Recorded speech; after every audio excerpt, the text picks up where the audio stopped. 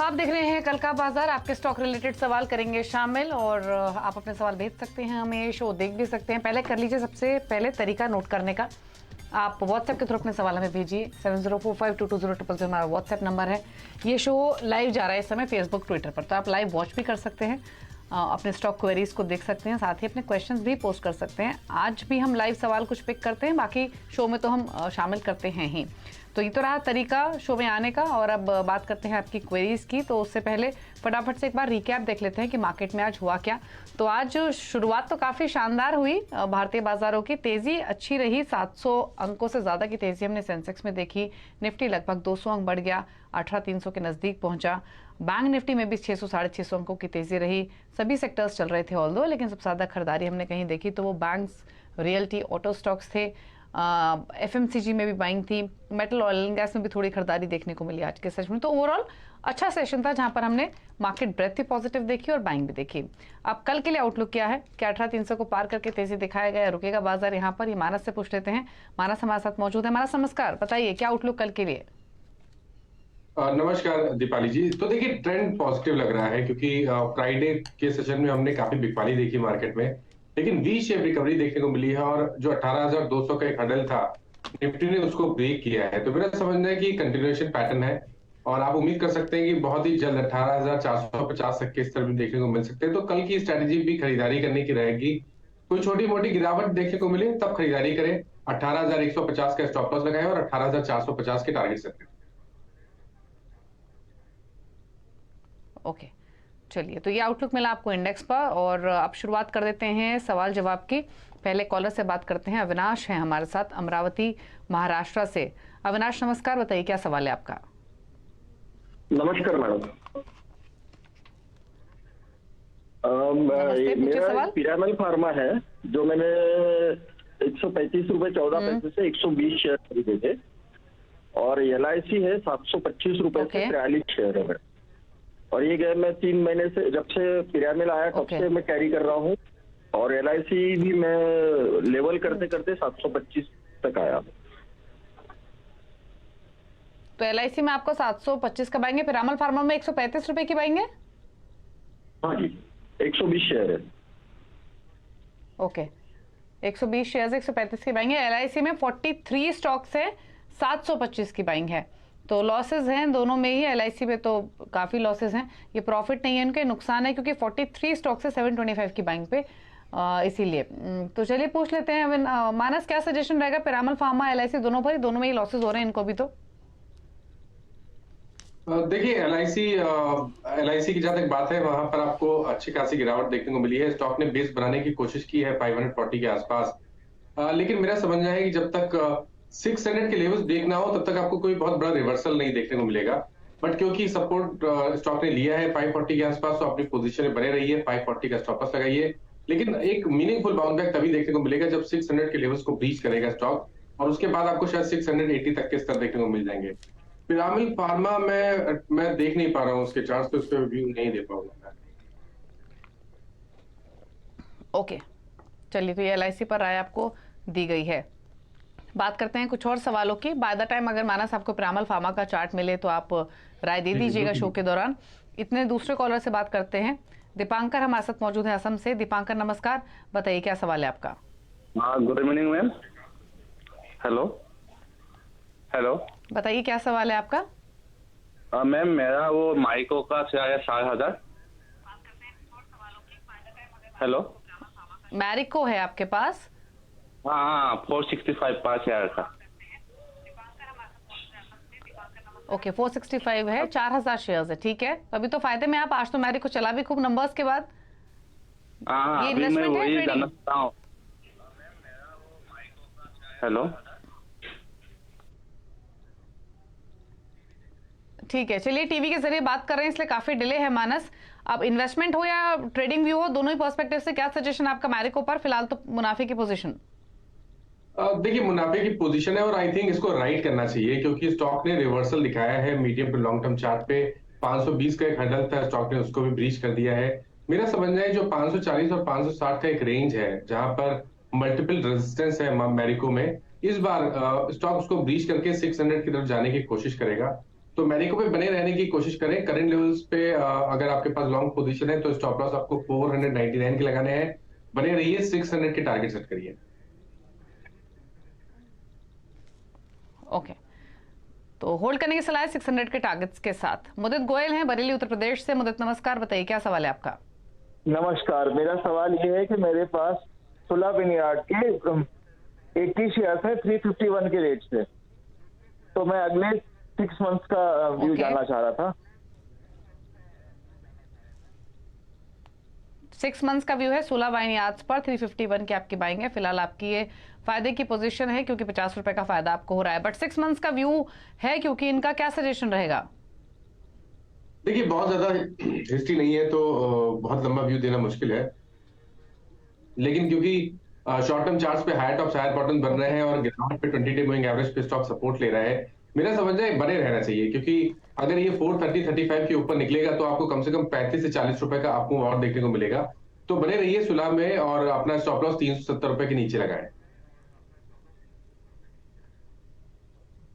Okay, अनु से बात करेंगे अब। हमारे साथ हैं अनु सक्सेना गाजियाबाद से। अनु नमस्कार, बताइए क्या सवाल है आपका। चलिए, इनकी फोन लाइन डिस्कनेक्ट हो गई, इनका सवाल ले लेते हैं।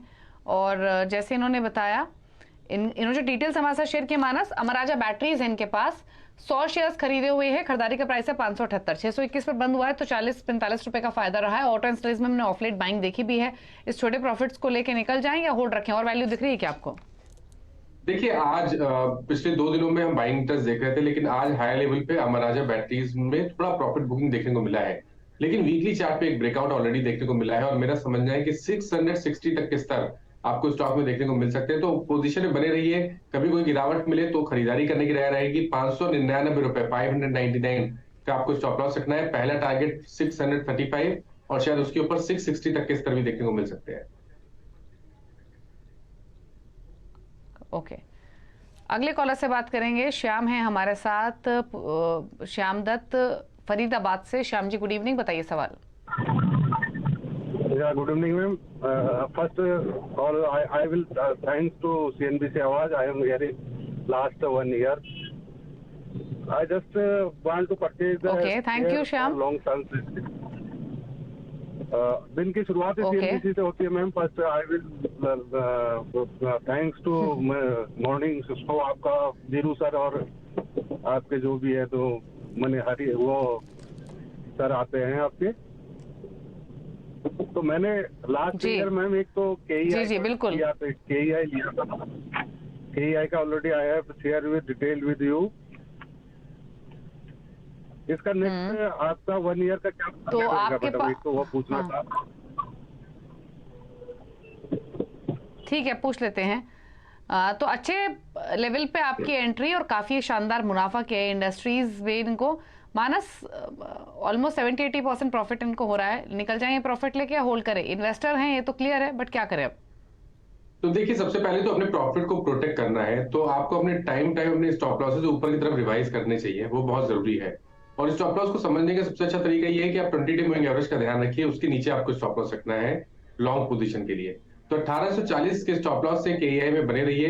पैटर्न अभी भी पॉजिटिव लगता है और आप उम्मीद कर सकते हैं कि शायद आपको 2250 या 2300 रुपए तक के स्तर भी देखने को मिल सकते हैं। तो 1840 के स्टॉप लॉस से बने रहने की कोशिश करें। ओके, तो ये KEI इंडस्ट्रीज की बात है जहां पर आप होल्ड कर सकते हैं। परमपाल अगले कॉलर हमारे साथ मौजूद है नोएडा से। परमपाल जी नमस्कार, बताइए सवाल। मैम ऐसा है कि ना GSFC 2000 शेयर है मेरे पास, 102 की परचेज है। ओके, तो अभी तो आप फायदे में हैं इसमें। हाँ जी, हाँ जी। तो 102 की आपकी बाइंग आपकी इन्वेस्टमेंट है, मतलब आपने लंबे पर्सपेक्टिव से लिया था। मैम लॉन्ग टर्म के मेरे को 1.5 साल से ज्यादा हुआ है परचेज किया है। ठीक है, तो अभी तो अच्छा फायदा हो रहा है। 1.5 साल हो चुका है तो समय तो दिया है इन्होंने 1-1.5 साल का। ले प्रॉफिट्स मानस यहाँ पर, या इसको रखे, अभी भी रख सकते हैं ऑल दो। तो मेरा समझना है कि रखना चाहिए, क्योंकि देखिए पिछले करीब 3 हफ्ते में हमने एक अच्छी खासी रैली देखी है। 120 से लेकर 175 तक की रैली देखने को मिली और उसके बाद भी हाई लेवल पे कोई मेजर प्रॉफिट बुकिंग देखने को नहीं मिली है। मेरा समझना है कि 164 का स्टॉप लॉस लगा के आप बने रह सकते हैं। ऊपर की तरफ 198 तक के स्तर देखने को मिल सकते हैं। ओके, चलिए, तो ये है राय आपके लिए जीएसएफसी पर होल्ड करें। जगदीश है अगले कॉलर सूरत से। जगदीश नमस्कार, पूछे सवाल। हाँ, मैं गुजरात से बोल रहा हूँ मैडम। मेरे पास 2100 ट्राइडेंट के शेयर है 38 के प्राइस पे, तो अभी होल्ड करे या सेल कर दे, क्योंकि वो 30-32 पे चल रहा है और 3 महीने से मैंने होल्ड किया, 4 महीने से होल्ड किया है। ओके, ठीक है, चलिए, तो ये ट्राइडेंट पर इनका सवाल है। 39 की इनकी बाइंग है, 30 to 40 पर कर रहा है ट्रेड और 6 रुपए का नुकसान इनके भाव से थोड़ा नीचे। क्या सजेशन रहेगा इनके लिए ट्राइडेंट पर मानस? तो देखिए, एक बड़ी गिरावट देखने को मिली थी ट्राइडेंट में। 70 रुपए से लेकर स्टॉक 25 रुपए तक फिसला था, लेकिन उस करेक्शन में स्टॉक ने 200 वीक मूविंग एवरेज को टेस्ट किया, वहां पर सपोर्ट लिया और फिर से अब हाई टॉप हायर बॉटम बन रहे हैं। तो मेरा समझना है कि 29 के स्टॉप लॉस से आप बने रहिए। सबसे पहले तो 34 रुपए का लेवल देखना पड़ेगा। अगर 34 रुपए सस्टेन कर गया, उसके ऊपर ट्रेड होने लगा, तब आपको फिर से एक मूव देखने को मिलेगा जिसमें शायद 50 रुपए तक के भाव देखने को मिल सकते हैं। तो आई थिंक बने रहना चाहिए। 29 रुपीज का स्टॉप लॉस जरूर लगाए। ओके, अगले कॉलर से बात कर लेते हैं। विजय ने सवाल भेजा है मुंबई के थ्रू एसएमएस से। गोदरेज इंडस्ट्रीज पर इनका सवाल है। 200 स्टॉक्स और इनका जो परचेजिंग प्राइस है वो 150 रुपीज का है। तो फिर तो ये पुरानी इन्वेस्टमेंट है। प्रॉफिट्स भी इनको काफी अच्छे हो रहे हैं 445 पर, क्योंकि स्टॉक ट्रेड कर रहा है 300 रुपए के आसपास। क्या सजेशन रहेगा मानस, प्रॉफिट्स ले या होल्ड करें? तो देखिए, बहुत पहले की बाइंग होगी। जो स्तर ये इन्होंने बताया है खरीदारी का, तो काफी पहले की बाइंग है और इन्होंने ऊपर 660 के स्तर भी देखे हैं। अब करेक्शन देखने को मिला है और स्टॉक ने डेफिनेटली एक बेस बनाया है 400 रुपए के आसपास। कंफर्मेशन भी देखने को मिला, क्योंकि अगर आप वीकली चार्ट देखेंगे तो वहां पर अब आपको हाई टॉप हायर बॉटम दिखेंगे। 200 मूविंग एवरेज के ऊपर स्टॉक ट्रेड कर रहा है। तो आई थिंक यहाँ पर बने रहने चाहिए। 424 के स्टॉप लॉस से बने रहिए। 460 रुपए का लेवल ब्रेक हुआ, उसके ऊपर स्टॉक सस्टेन हुआ, तब तो आपको 540 560 तक के स्तर भी देखने को मिल जाएंगे। ओके, अगले कॉलर से बात करेंगे। एसएम अहाल दिल्ली से हमारे साथ मौजूद हैं फोन लाइन पर। भेल पर इनका सवाल है। 300 शेयर्स हैं इनके पास, 73 की बाइंग है। तो क्वांटिटी तो कम है लेकिन लेवल ठीक है इनका एंट्री का। 73 इन्हीं लेवल्स के आसपास है, थोड़ा ऊपर इनके भाव से। कंसीडरिंग अमाउंट होल्डिंग छोटी है, रख लें इसको लॉन्ग टर्म के लिए? बिल्कुल रख लें लॉन्ग टर्म के लिए, क्योंकि जब अभी पिछले कुछ हफ्तों पहले हमने करेक्शन देखा तो स्टॉक ने 200 मूविंग एवरेज पे सपोर्ट लिया और फिर हमने अभी कुछ दिन पहले हमने बहुत शार्प रैली देखी थी, लेकिन उसके बाद स्टॉक में प्रॉफिट बुकिंग भी देखने को मिली है। स्टॉक पे 75 के आसपास एक स्ट्रॉन्ग सपोर्ट है, तो वहां स्टॉप लॉस लगा के बने रहे। सबसे पहले 90 रुपए को टारगेट करें। अगर 90 रुपए के ऊपर स्टॉक निकला, अब तो आपको शायद 115 रुपए तक के भाव भी देखने को मिल जाएंगे। ओके, एक और सवाल लेंगे। सरोज है हमारे साथ जमशेदपुर से। सरोज नमस्कार, बताइए क्या सवाल है आपका?